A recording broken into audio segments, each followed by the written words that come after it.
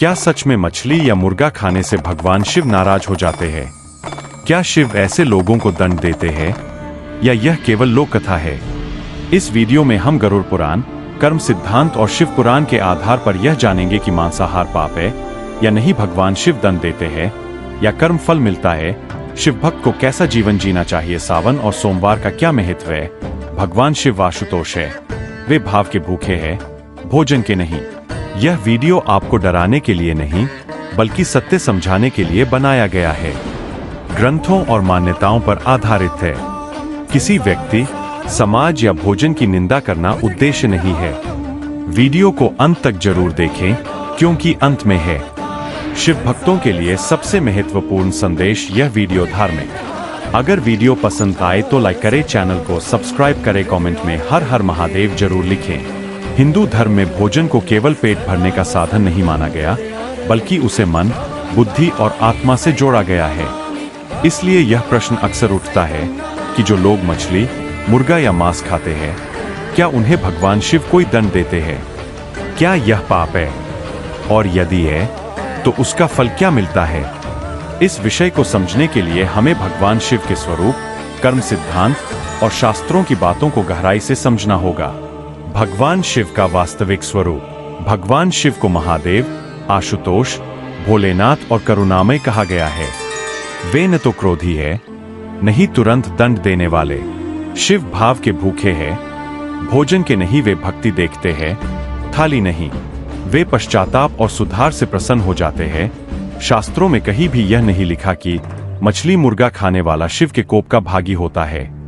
भगवान शिव स्वयं किसी को दंड नहीं देते, वे केवल कर्म के नियम को चलने देते हैं। कर्म सिद्धांत क्या कहता है?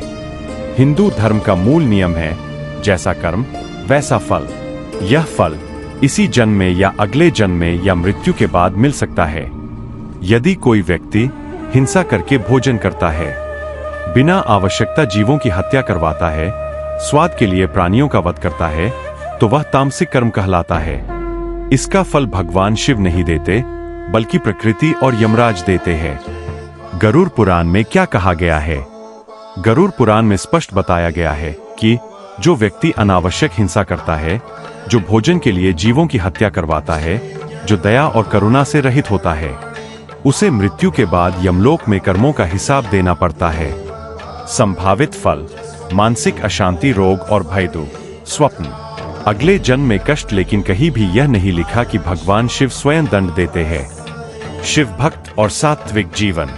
शिव पुराण और अन्य ग्रंथों में कहा गया है कि शिव भक्त को सात्विक जीवन अपनाना चाहिए। सात्विक भोजन से मन शांत रहता है, भक्ति बढ़ती है, ध्यान लगता है। इसलिए सोमवार, सावन मास, महाशिवरात्रि, इन दिनों मांसमदिरा का त्याग करने की सलाह दी जाती है।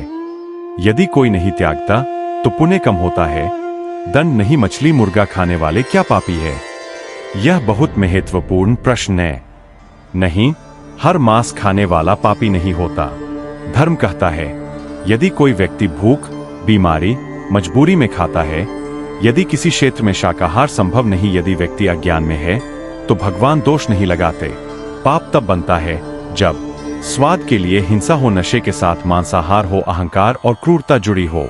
भगवान शिव को क्या अप्रसन्न करता है? शिव को सबसे अधिक अप्रसन्न करता है अहंकार, झूठ पर निंदा, निर्दयता, पशुओं पर अत्याचार, माता पिता का अपमान। भोजन नहीं, भावना महत्वपूर्ण है। शिव की करुणा और क्षमा। यदि कोई व्यक्ति मांस खाता रहा हो लेकिन बाद में समझ जाए, पश्चाताप करे, भक्ति करे, तो भगवान शिव तुरंत क्षमा कर देते हैं, सुधार का मार्ग दिखाते हैं। शिव इसलिए भोलेनाथ कहलाते हैं। अंतिम निष्कर्ष: साफ शब्दों में भगवान शिव मछली मुर्गा खाने पर कोई सीधा दंड नहीं देते, कर्म का फल अवश्य मिलता है। हिंसा से पुण्य घटता है, भक्ति, दया और सुधार से शिव प्रसन्न होते हैं। शिव का रास्ता है दया, भक्ति, सत्य, संयम। संदेश: वीडियो के अंत के लिए भगवान शिव पेट नहीं देखते, वे हृदय देखते हैं। जो दयालु है वही सच्चा शिव भक्त है। बोलो प्रेम से नमः पार्वती पाते, हर हर महादेव।